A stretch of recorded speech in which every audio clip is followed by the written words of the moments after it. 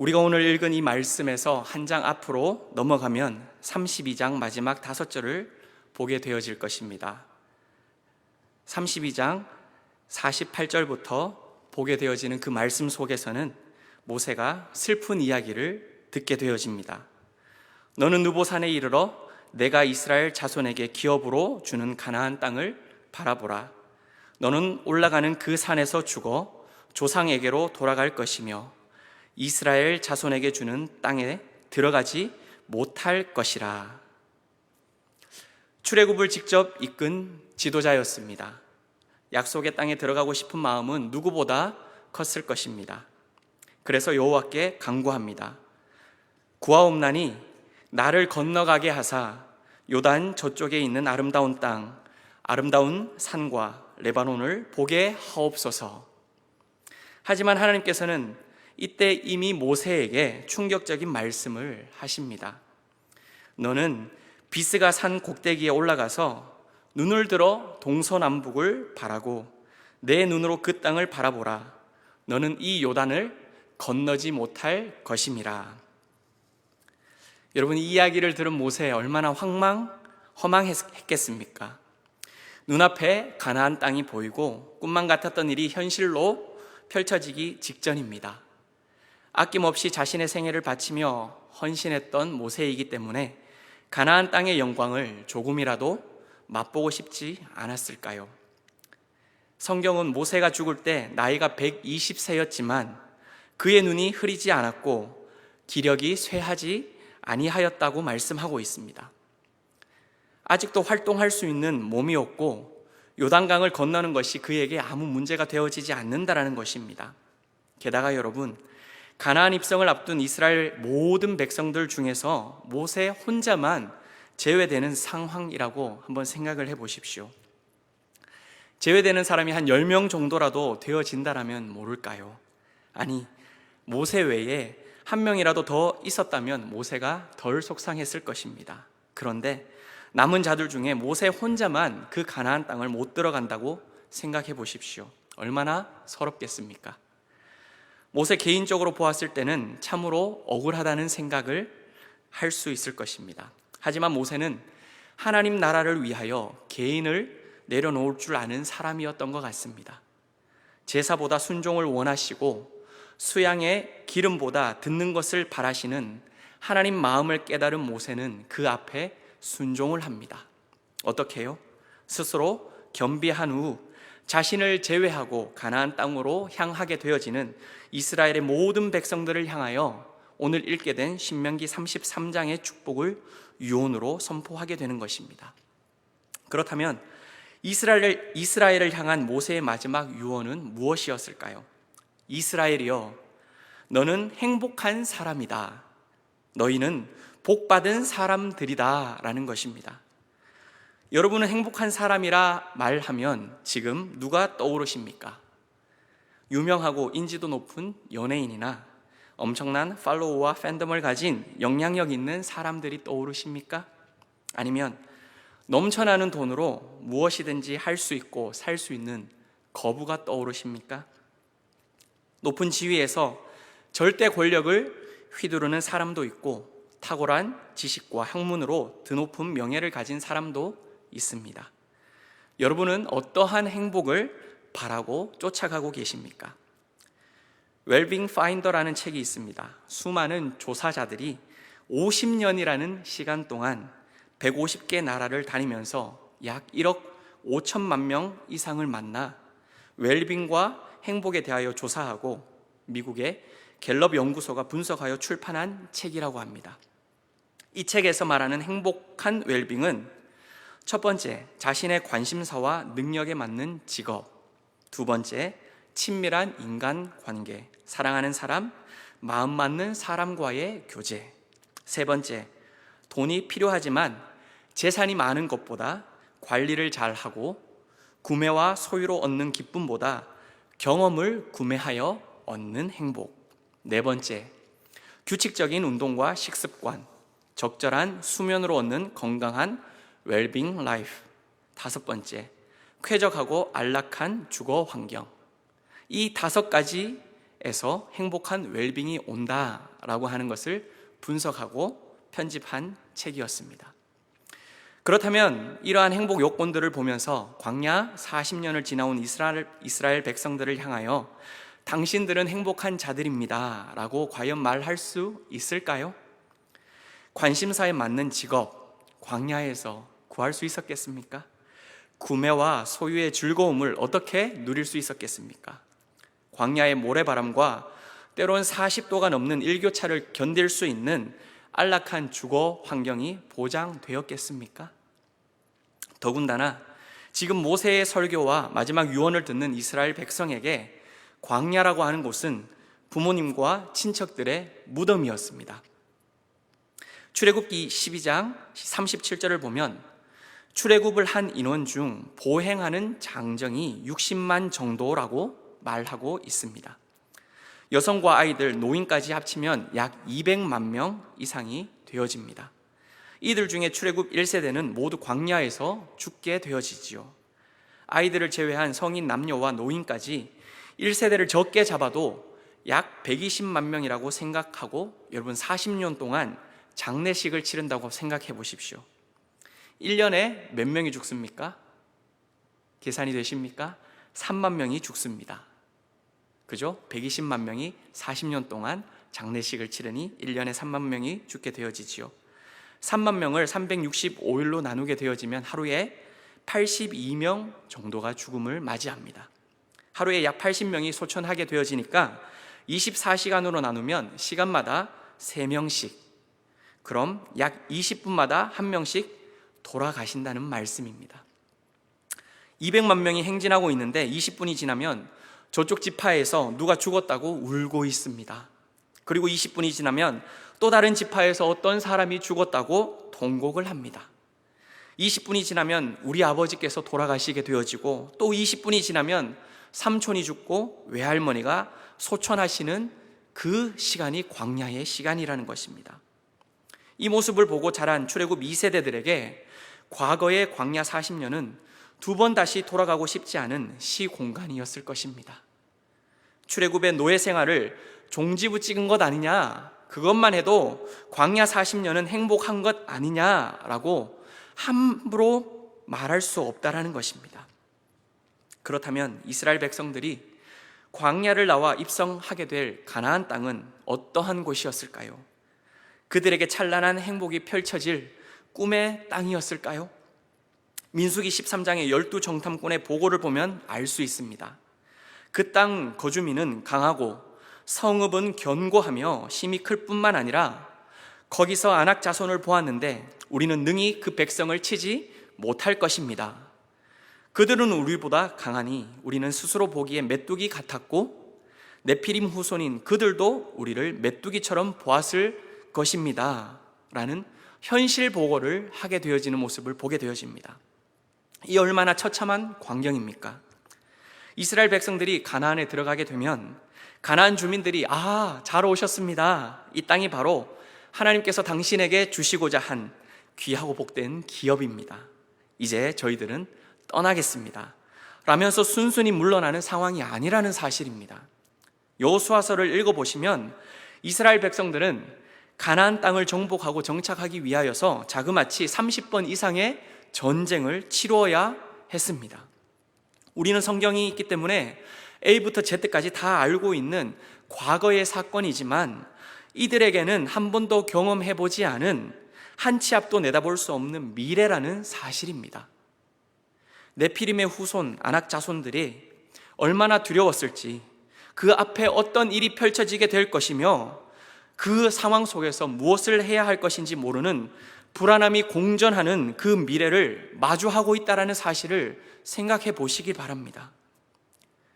코로나 2.5단계가 언제 끝나게 될 것이며 성탄 예배와 송구 영신 예배는 어떻게 드릴 수 있을지, 2021년에는 과연 밝은 미래가 속히 펼쳐질 수 있을 것인가 기대하기 어려운 지금의 현실과 이 이스라엘 백성의 상황이 맞닿아 있다는 것입니다. 여러분, 뒤로 돌아가도 조상의 무덤이 즐비한 죽음의 광야이고 요단강을 건너 앞으로 나아가더라도 가나안 족속의 밥이 되지 않기 위하여 30번 이상의 전쟁을 치루어야 하는 이 백성들을 향하여서 당신들은 행복한 사람입니다, 축복받은 자들입니다 라고 말하는 것은 너무나도 아이러니하다는 사실입니다. 그렇다면 정말로 그들의 과거는 잿빛 하늘의 어둠이었을까요? 상황만 보면 그렇다라고 말해야 할 것입니다. 하지만 그토록 비참한 현실 속에 있다 할지라도 한결같이 함께 하시는 하나님이 계셨기 때문에 가히 행복했다고 고백할 수 있을 것입니다. 광야를 내리쬐는 더위, 낮에는 40도가 훨씬 넘어갑니다. 매일같이 살인적인 더위를 어떻게 그들이 40년 동안이나 이겨낼 수 있었겠습니까? 걱정하지 마십시오. 최초의 에어컨디셔너, 구름 기둥이 있었기 때문에 가능할 수 있었습니다. 밤이 되면 10도 이하로 떨어지는 추위와 동물들의 공격이 그들을 엄습합니다. 하지만 걱정할 필요가 없습니다. 왜요?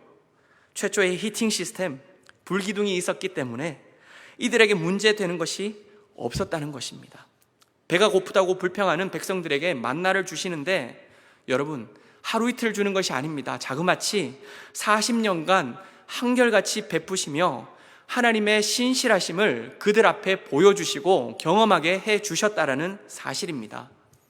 고기가 먹고 싶어하는 이스라엘 백성들에게 어떻게 하십니까? 메추라기를 주시는데 이들의 인원이 약 200만 명이라고 이야기를 드렸죠. 200만 명이 먹는 것을 상상해 보십시오.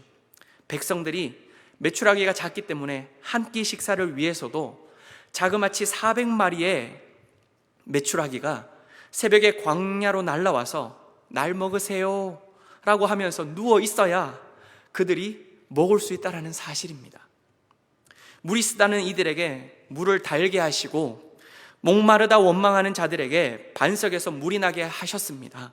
40년 동안 광야에 머물면서 옷이 낡아지지 아니하고 신발이 헤어지지 아니하였다는 것은 여러분, 이 놀라운 기적 아니겠습니까? 나이키와 아디다스는 비교가 안 되는 놀라운 재질의 하나님의 능력으로 그들을 입히시고 그들로 하여금 걷게 해 주셨다는 사실입니다.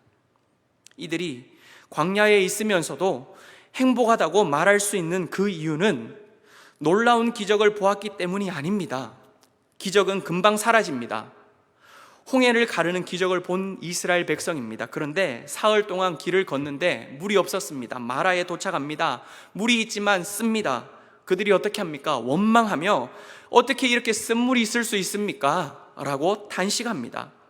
아니, 홍해를 가르는 놀라운 기적을 보았음에도 사흘밖에 지나지 아니하여 원망하는 이러한 모습이 바로 인간의 존재라는 사실입니다. 마치 우리는 기적의 또 다른 기적을 보아야지만 하나님의 살아계심을 깨닫는 너무나도 어리석은 존재에도 불구하고 하나님께서는 우리의 필요를 누구보다 잘 아시고 신실하게 공급해 주셨다라는 사실입니다.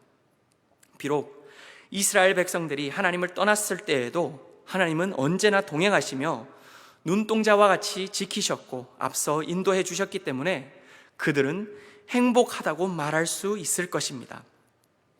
뭐라고요? 일시적인 기적 때문이 아니라 하나님의 일상적인 동행하심 때문에 행복할 수 있었다는 것입니다. 일시적인 기적이 아니라 일상적인 하나님의 동행하심이라는 사실입니다. 그렇다면 이스라엘 백성에게 과거가 아닌 미래가 행복할 수 있는 이유는 무엇일까요? 자기 백성을 보호하시고 인도하신 하나님께서 과거의 하나님으로 끝나지 않겠다는 약속 때문입니다. 그것이 바로 오늘 읽은 26절 말씀입니다.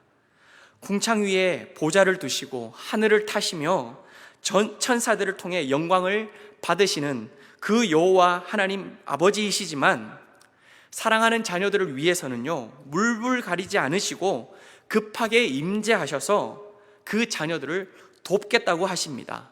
여러분, 이러한 하나님이 우리 아버지 하나님이라는 사실이 기쁘지 아니하십니까? 일교차가 40도가 넘는 황량한 광야 가운데서 구름 기둥과 불 기둥으로 더위와 추위를 무색케 하시고 밤과 낮을 지켜주신 여호와 하나님 아버지께서 미래에도 우리에게 안전하게 거할 처소가 되어주신다고 27절에서 약속하고 계신다는 사실입니다. 또한 200만 명을 매일같이 먹이시고 옷깃 하나 상하지 않고 신발이 헤어지지 않도록 그의 영원하신 팔로 안아주신 그 놀라운 은혜가 과거에만 머무르는 것이 아니라 미래에도 계속 지속될 것이다 라고 약속하십니다. 이 하나님 때문에 든든하지 아니하십니까? 강수량이 적은 팔레스틴 지역에서 풍성한 이슬은 농작물 수확에 절대적입니다. 야곱에게 샘처럼 흘러나온 이스라엘 자손들이 약속의 땅에 거할 때에 풍성한 소출을 얻을 수 있도록 비가 아니라면 이슬을 비처럼 내려서라도 내가 너희의 하나님됨을 수많은 가나안 족속들이 보고 알게 하시겠다고 28절 말씀에 약속하고 있다라는 사실입니다. 여러분, 이쯤 되면 어떤 마음 드십니까? 든든하지 않습니까? 뿌듯하지 않습니까? 야, 이러한 하나님이 나와 함께 해 주신다라는 그 사실 때문에 행복하지 않으십니까? 우리의 수단과 방법으로 이기지 못할 싸움 앞에 우리가 놓이게 되어질 때 여러분들은 어떻게 행동하십니까? 27절을 보면 우리를 품는 여호와의 영원하신 팔이 대적을 향하여서는 쫓으시고 멸하시는 손이 된다라고 말씀하고 있습니다. 나의 지혜와 능력을 무기 삼지 아니하고 나의 연약함을 내려놓고 하나님 품에 안길 때에 약할 때 강함 되시는 주님께서 우리의 방패 되시고 영원한 칼이 되어 주시는 줄 믿습니다. 모세는 이 설교와 축복을 마치고 나면 죽음을 맞이합니다. 여러분, 떠나는 길에 그래, 나는 비록 가나안 땅에 들어가지 못하지만 내가 너희들에게는 힘이 되고 좋은 메시지 하나 주고 가겠다 라고 해서 너희는 행복한 자다 라고 격려하고 있는 것이 아니라는 사실입니다.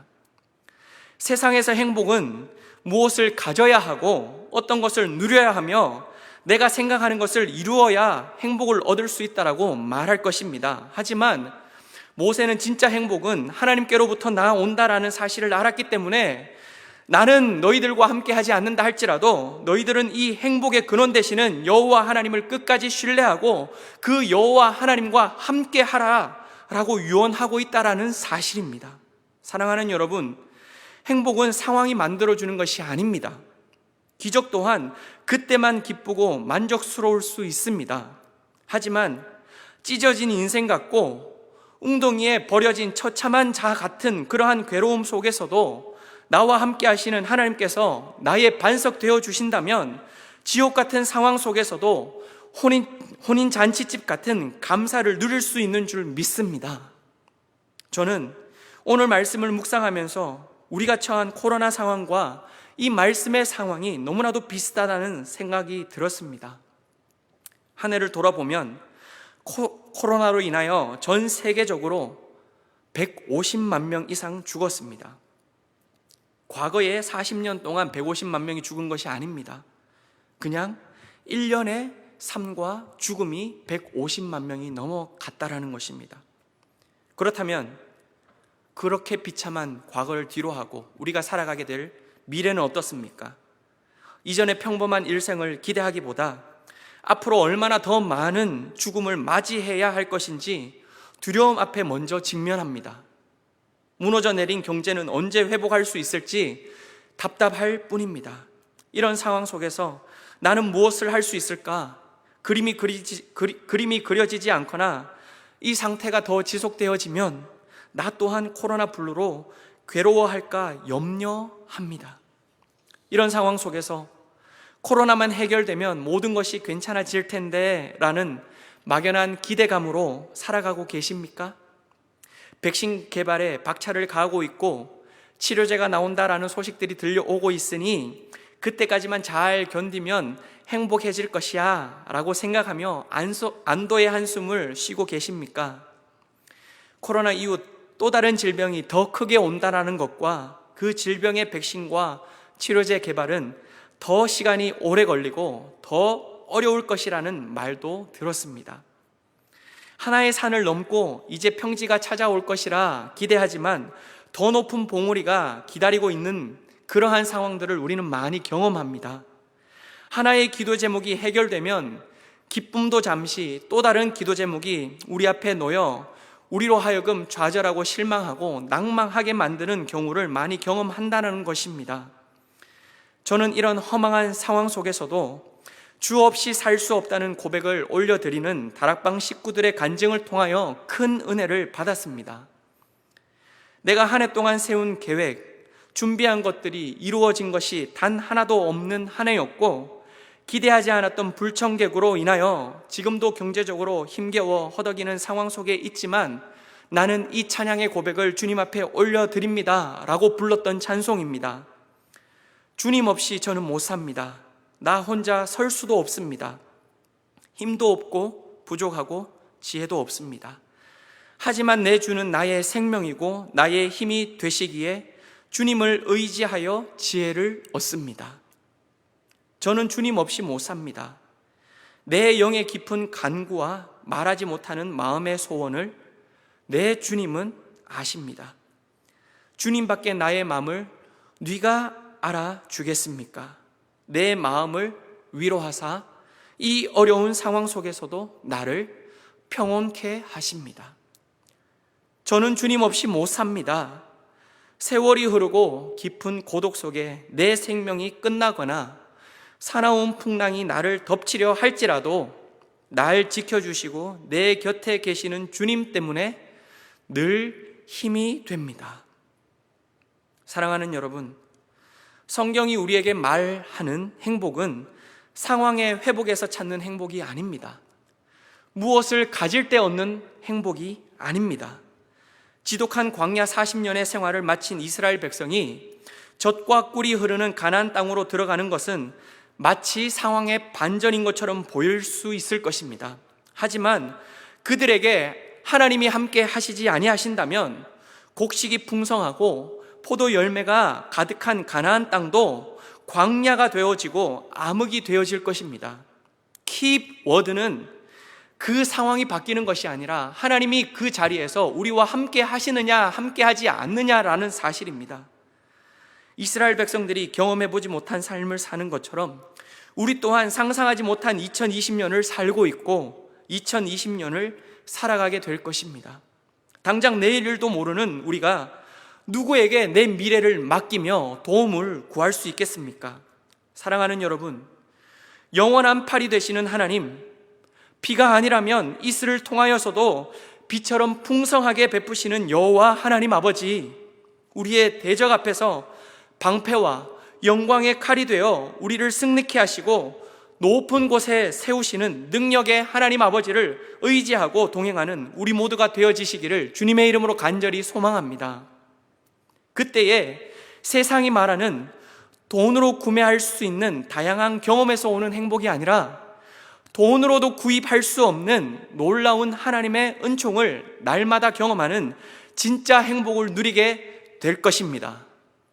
쾌적한 주거 환경도 필요하겠지만 그 무엇보다 우리의 초소가 되어주시고 피할 바위가 되시는 여호와 하나님 아버지로 말미암아 참된 행복을 누려가시는 우리 모두가 되어지기를 주님의 이름으로 간절히 소망합니다.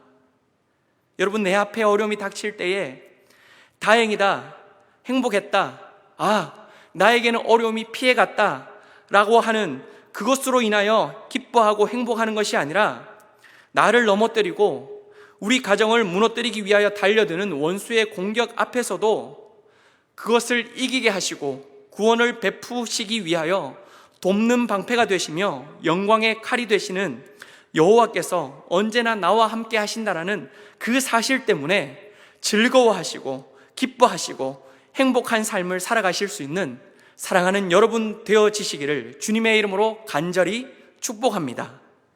함께 기도하시겠습니다. 살아계신 하나님 아버지, 우주 만물을 창조하시고 다스리시는 전능하신 하나님 아버지께서 우리의 아버지 되어주시고 우리를 돕기 위해 물불 가리지 아니하시고 급히 찾아와 주시는 은혜에 진심으로 감사드립니다. 우리 앞에 놓인 상황 때문에 두려워하거나 불안하지 않게 하시고 그 어떤 순간에도 우리와 함께 하시고 문제의 해결자 되시는 여호와 하나님 아버지 때문에 필요를 아시고 채우시는 아버지 하나님의 능력 때문에 참된 행복을 누리며 살아갈 수 있는 믿음의 자녀들 되어지도록 주님께서 축복하여 주시옵소서. 살아계신 예수 그리스도 이름으로 기도하옵나이다. 아멘.